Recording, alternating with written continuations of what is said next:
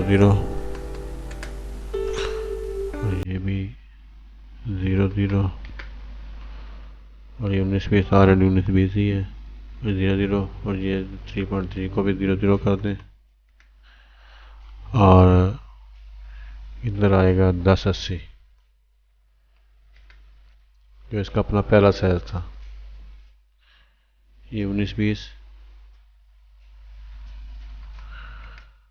और ये भी 1080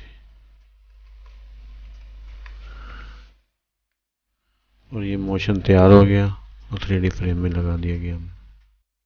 अब आपको रेंडर करके चेक कराते हैं।